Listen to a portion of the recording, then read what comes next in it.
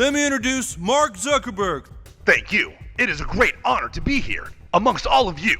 It's wild how often South Park jokes stop being jokes. One day, they're mocking celebrities and politicians. The next, it's the evening news. From politicians losing control to pop stars unraveling in real life. This isn't just parody anymore. It's South Park warning us long before the headlines hit. Jared Fogle. You remember when Jared Fogle was the Subway guy? That smiling, eat fresh mascot America weirdly treated like a national hero? Yeah, South Park didn't buy it for a second. In Season 6, Episode 2, Trey and Matt introduced a version of Jared who was, let's just say, a little too friendly with kids. Everyone thought it was just a dark joke at the time. Mr. Fogle, some fans wanted to see if you'd sign their sandwich. Sure, let him in. Hi, kids. Whoa, Jared, dude. Turns out it was disturbingly close to reality. Years later, Fogle pleaded guilty to some of the most horrifying crimes imaginable, involving child exploitation and trafficking. Basically, the guy South Park roasted as a creep turned out to be worse than their parody. It's wild. South Park has this sixth sense for spotting fake, wholesome personas. While the rest of us were clapping for his Subway commercials, the show was already pulling the curtain back, saying, hey, maybe this dude shouldn't be around kids or sandwiches. And yeah, it's uncomfortable. But that's what makes South Park so scarily accurate. They take what's hiding in plain sight and make it impossible to unsee. Jennifer Lopez. It's kind of wild when a hand puppet ends up predicting a celebrity's downfall. But that's exactly what South Park did with Jennifer Lopez. Before the world called her a diva, South Park already did, and they used Cartman's hand to prove it. In Season 7, Cartman literally turns his hand into Ms. Lopez, a hyper-caricatured pop star who sings about tacos, burritos, and, well, herself. Fulfill all your wishes with my taco-flavored kisses. Taco, taco. Everyone thought it was just classic Cartman racism and chaos, which, yeah, it was. But it also became a weird mirror for what J-Lo's public image would turn into. Years later, real-life Jennifer Lopez started making headlines for diva behavior, snapping at flight attendants, ignoring fans, and being called rude in public. Suddenly, that puppet with the attitude didn't feel so exaggerated. We're not going into one of those cheesy places, Cartman. I agree, those places are stupid. It's not stupid. I need to make music video. The joke here isn't just about race or celebrity culture, it's about ego. South Park was warning us how fame can eat itself alive. Because at the end of the day, it wasn't just Cartman losing sleep over his puppet, it was a preview of what happens when a celebrity can't separate the performance from the person. Sean Combs. When South Park had P. Diddy chasing Stan around screaming vote or die, it was supposed to be satire. But now, it feels more like foreshadowing. In the Season 8 episode, Douche and Turd, Diddy takes his Vote or Die campaign to terrifying extremes, threatening, attacking, and literally hunting a middle schooler who doesn't want to pick between a giant douche and a turd sandwich. It was ridiculous, violent, and pure South Park insanity. But here's the thing, the real Diddy ended up giving that parody way too much realism. In recent years, Combs has faced a growing list of lawsuits and allegations involving sexual assault, abuse, and misconduct, and the details keep getting darker. What once looked like exaggerated cartoon violence now feels like an uncomfortably accurate metaphor for how far power and ego can go unchecked. And that's the genius of South Park. They weren't just clowning on celebrity activism. They were warning us about what happens when someone starts believing their own myth. Back then, it was a campaign slogan. Now, it sounds like a confession nobody caught. Meghan Markle. Have you ever noticed how people who scream about wanting privacy always seem to have a camera crew nearby? Yeah. South Park noticed too. In Season 26, the show dropped one of its most brutal celebrity parodies yet. The Prince of Canada, and his wife, who are clearly based on Prince Harry and Meghan Markle. The royal couple moves into a quiet neighborhood, claiming they just want a normal life. Right before blasting drums, holding media interviews, and shouting at anyone who dares look their way. How dare you, sir? My Instagram-loving wife has always wanted her privacy. When Kyle finally complains, they accuse him of violating their privacy. Hey, can you two fucking keep it down? Hey, you ever heard of a thing called privacy? It's pure South Park irony. Loud, messy, and way too accurate. By the end, the prince realizes he's lost himself chasing attention. He decides to walk away from the circus, while his wife, quite literally, turns out to be empty inside. Yeah, subtlety's never been their style. And that's the thing. South Park wasn't mocking their pain. It was mocking the brand they built around it. The show basically said, if you spend all your time curating your image, don't be surprised when people start seeing right through it. Xi Jinping. All right, get this. South Park roasted China so hard, they actually got banned from the entire country. Yeah, literally erased from the internet. In season 23's Banned in China, Randy Marsh heads to China to expand his Tegrity weed empire. But instead of success, he ends up in a brutal prison, forced into re-education and communist loyalty drills. Meanwhile, back home, Mickey Mouse is literally trying to sell China on marijuana, because, of course, Disney would. Then comes the line that sealed the show's fate. Some people said Pooh looked like the Chinese president, so we're illegal in China now. Yep, they compared Xi Jinping to Winnie the Pooh. Just one joke and China's government deleted every episode, every fan page, everything. It's like South Park didn't just make a joke, they detonated a censorship bomb. And the best part? Trey and Matt responded with the most savage apology ever. We love money more than freedom and democracy. Long live the Communist Party of China. That's not an apology. That's a punchline with fireworks. It's wild how a cartoon said more about censorship than most politicians ever will. South Park didn't just make fun of Xi Jinping. They made history by proving exactly how thin-skinned power can be. R. Kelly. All right, tell me this doesn't sound insane. South Park made fun of R. Kelly hiding in a closet. And years later, it turned into the most uncomfortable prophecy ever.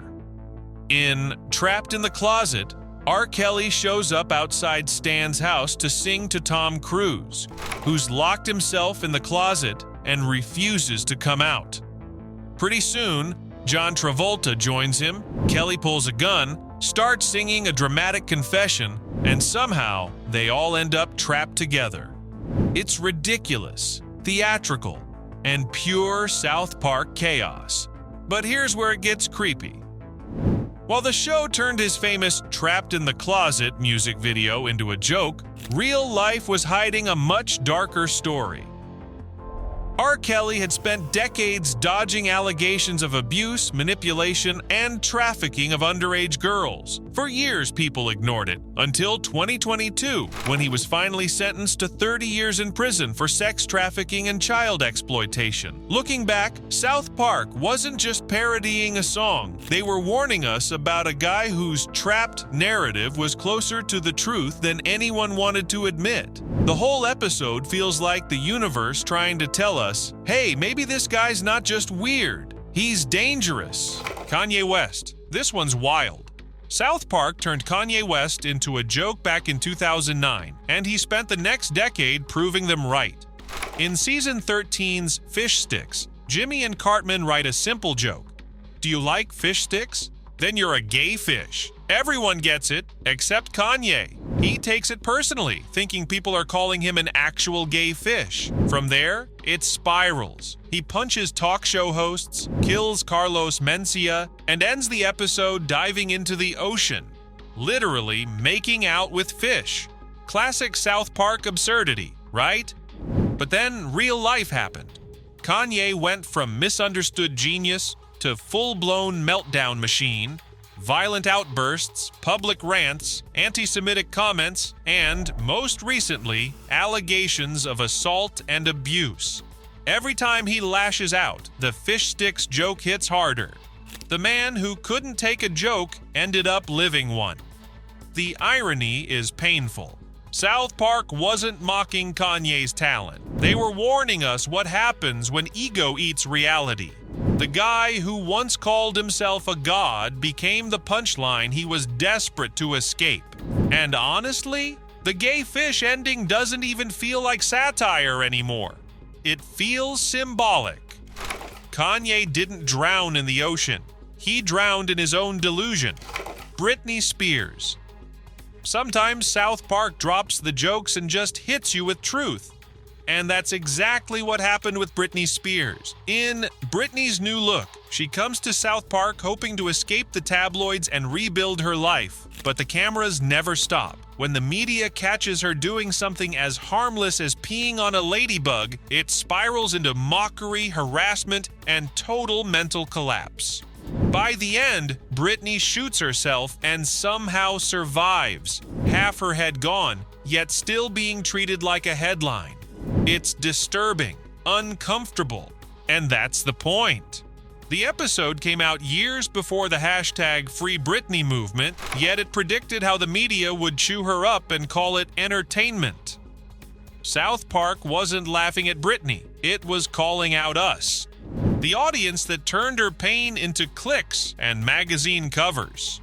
Now, hearing her speak about how fame nearly destroyed her, this episode feels less like satire and more like a warning that nobody listened to. Sometimes the most haunting South Park episodes aren't about politics. They're about how cruel fame really is. Kristi Noem. So, South Park's newest season didn't waste any time. They went straight for Kristi Noem, and yeah, it got dark fast. After budget cuts, poor Mr. Mackey ends up working for ICE, and what starts as routine immigration raids turns into total chaos, including arrests at a Dora the Explorer show and, somehow, a raid on heaven. Then we meet his boss, Homeland Security Secretary Kristi Noem. South Park turns her into this unhinged, Botox-fueled villain who shoots dogs, shouts racist slurs, and poses for photo ops mid-raid. It's brutal, over the top, and somehow way too close to reality. In real life, Noem's facing serious backlash after multiple judges accused her of racism and discriminatory intent in immigration rulings. One even wrote that her actions were rooted in racial animus. And yes, this is the same Kristi Noem who literally admitted to killing her own dog in her memoir. South Park didn't need to exaggerate. They just took reality and dialed it up one notch. It's the show's way of saying, when people in power lose empathy, the land of the free starts looking a whole lot like a South Park sketch. Jeff Bezos. You know how South Park has a talent for turning billionaires into cartoon villains? Yeah, Jeff Bezos didn't escape that treatment. In Unfulfilled, Bezos makes a deal with South Park's mayor to open an Amazon fulfillment center in town. Everything runs smoothly until the workers go on strike. Suddenly, Bezos transforms from tech genius to corporate overlord. He cancels everyone's Prime memberships, starves the town of deliveries, and even kills the strike leader to get his empire back on track.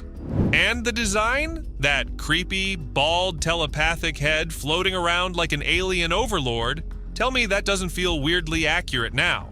The wild part is how close this parody is to real headlines. Bezos has been accused of manipulating markets, crushing small sellers, and, according to lawmakers, misleading Congress about Amazon's shady data practices. Even Reuters found evidence that Amazon copied third-party products to boost its own sales. So yeah, maybe South Park's evil Bezos wasn't that far off. By the end of the episode, Randy and the townspeople, all high on integrity weed, show up and destroy his perfect system. It's poetic. Corporate greed gets taken down by chaos and irony. South Park wasn't just clowning Bezos, It was showing how power warps people into their own brand of supervillain. Bill Donahue. South Park has never been afraid to mix religion with chaos, and Bill Donahue's episode proves it.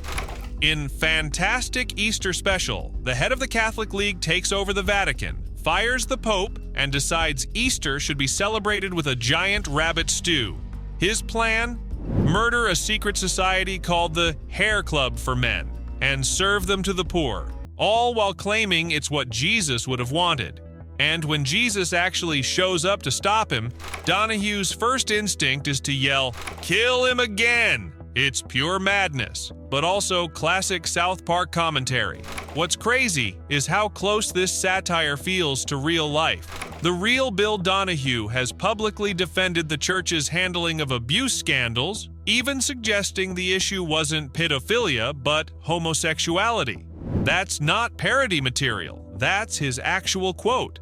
So when South Park turned him into a power-drunk religious dictator, it stopped being a joke and started feeling like a warning about how blind faith mixed with ego can twist something sacred into something dangerous.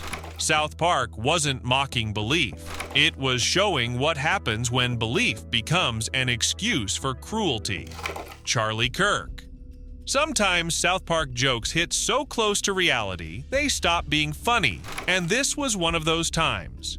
In Gotta Nut, Eric Cartman goes full Charlie Kirk mode. Slicked hair, smug confidence, and that "I'm just asking questions" attitude. He starts a podcast to destroy woke liberal students, proudly calling himself a master debater. And yes, South Park milks that pun for everything it's worth. It's a brutal, clever parody of online outrage culture. Not just conservatives, but the whole idea of turning politics into performance. Cartman becomes the ultimate caricature of internet debate bros who care more about winning clips than real conversation. Then real life stepped in. Shortly after the episode aired, Charlie Kirk was tragically shot and killed at a college event. Comedy Central immediately pulled the episode from reruns, though it still lives on Paramount+. Kirk once said being mocked by South Park was a badge of honor. Sadly, this time the line between satire and tragedy blurred too fast for anyone to laugh. It's the rare moment when South Park didn't just predict the punchline, it lived to see it happen. Donald Trump. You can't talk about South Park's biggest targets without mentioning Donald Trump. The guy's practically a recurring character at this point, and somehow every season gets weirder. Back in season 19, Trump's stand-in was none other than Mr. Garrison, complete with the hair, the wall obsession, and the "I'll say anything if it gets applause" energy. It was South Park's way of capturing the absurdity of the 2016 election before it even happened. Garrison's rise to power turned the town upside down, and honestly, it wasn't even an exaggeration. It was therapy through chaos. But by season 27, South Park didn't even bother with metaphors. Trump shows up as himself, suing the creators for $5 billion, getting into a bizarre relationship with Satan, and even wandering naked through the desert in a live-action deep-fake scene. It's surreal, hilarious, and unsettling all at once, like the news cycle turned into fan fiction. The point wasn't just to roast Trump, it was to show how politics and entertainment have fused into one circus, where controversy equals currency. South Park's Trump is both the punchline and the mirror, reflecting how modern politics thrives on outrage and absurdity. When South Park can't out-crazy real life anymore, that's when you know reality officially jumped the shark. Isaac Hayes.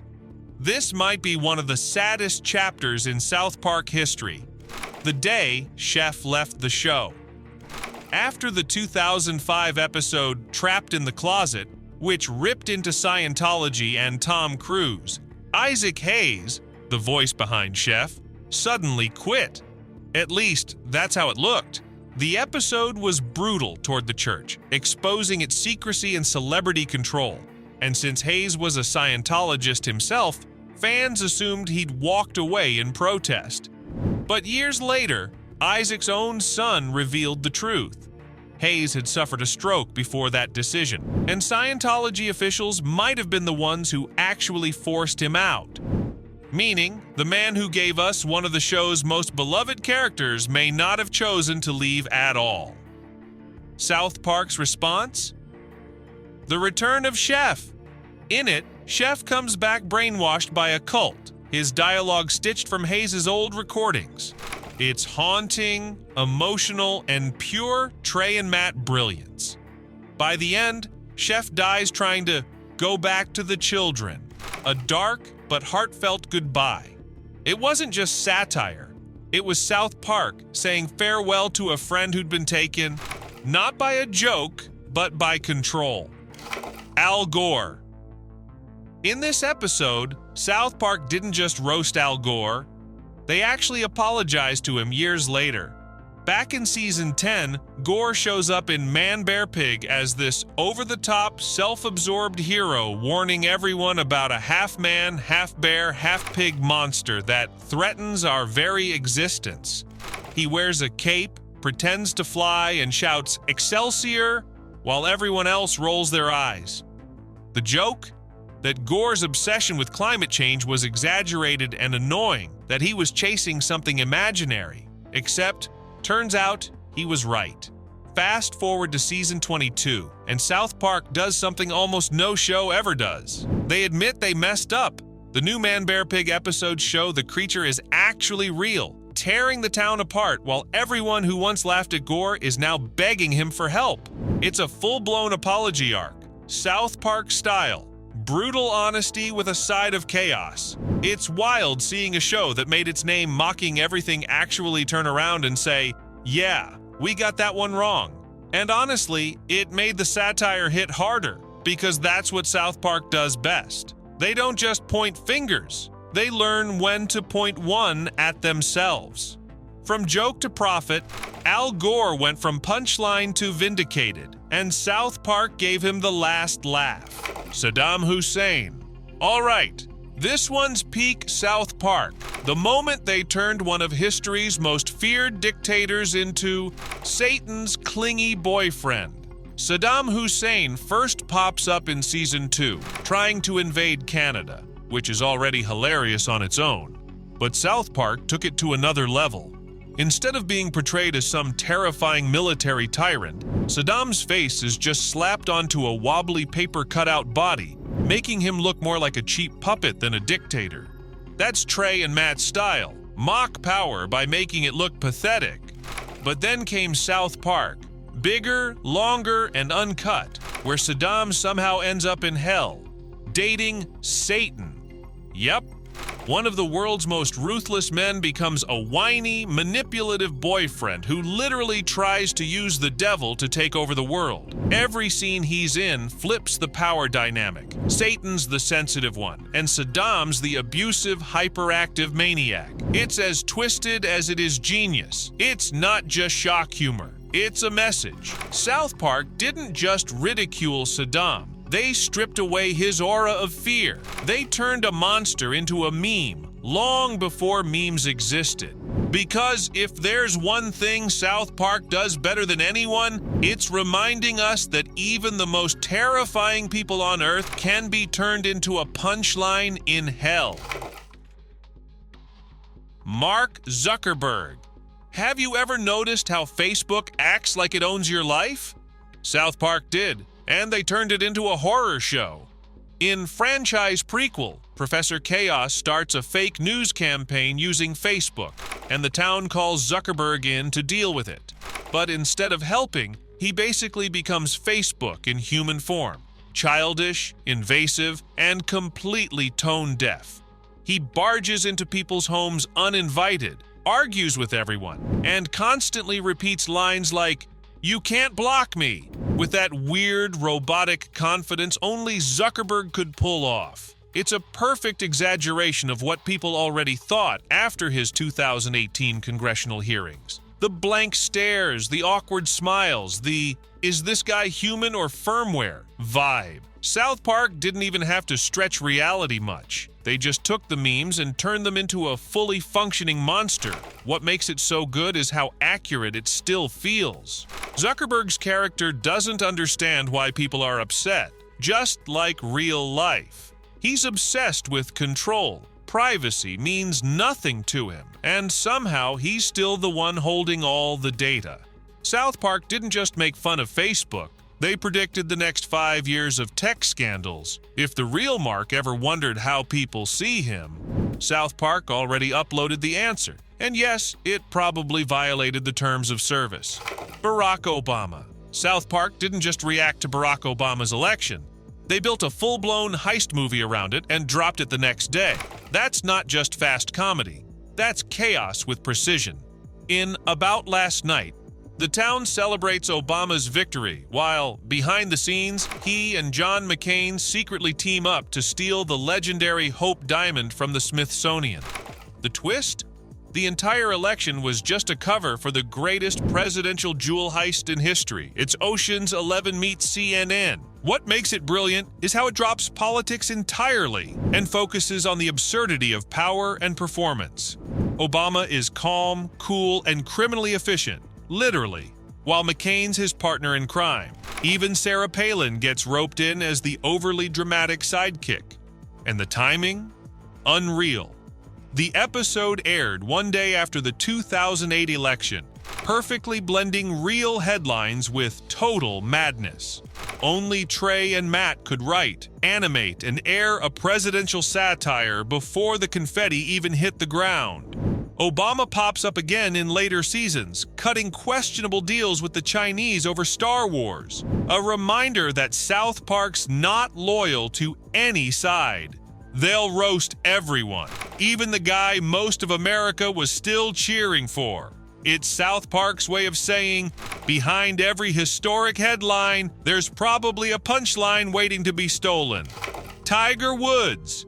Remember when Tiger Woods' entire life exploded across every headline in 2009? Yeah, South Park turned that mess into a video game. The episode opens with Tiger and his wife Elin in a full-blown argument, smashing things, yelling, and total chaos. But then the camera zooms out, and it's not reality. It's just Kenny and Cartman playing Tiger Woods PGA Tour 11 on Xbox, where the goal isn't to golf, it's to survive a domestic fight. That's South Park's genius, turning tabloid disaster into social commentary. Instead of focusing on Tiger's downfall, the show flipped the lens back on us, the audience that turned it into entertainment. It's not really about his mistakes. It's about how fast the world turned them into content. South Park used humor to expose that weird obsession we have with celebrity scandals, the way we treat real people like storylines for our amusement. And even though it's ridiculous, it's also a little too honest. Only South Park could take the biggest sports scandal of the decade and make it a game we all ended up playing. Hillary Clinton. Politics and chaos always go hand in hand in South Park, but this time they went nuclear, literally. The episode kicks off with a standard campaign visit. Hillary's in town, shaking hands, giving speeches, and trying to win over voters. But within minutes, the show drops a wild twist. The government finds out there's a bomb hidden inside her body. Suddenly, the election turns into a spy movie, complete with Russian agents, CIA panic, and Cartman somehow in the middle of it all. It's absurd, dark, and perfectly South Park. A full-blown political thriller wrapped inside a joke about campaign politics. Later, when she runs against Mr. Garrison for president, she's portrayed as overly rehearsed, echoing whatever her advisors tell her to say. It's a hilarious, painful jab at how polished politicians can sound robotic when they're too afraid to be real. That's what makes South Park's take so effective. It's not about left or right, it's about exposing how performative modern politics has become. In South Park, the joke isn't that politicians lie. It's that they're usually too busy pretending to be human to notice the bomb ticking underneath. If you made it this far, you already know South Park never misses. Hit that like button, share it with a friend, and subscribe, because the next breakdown gets even wilder. Stay curious.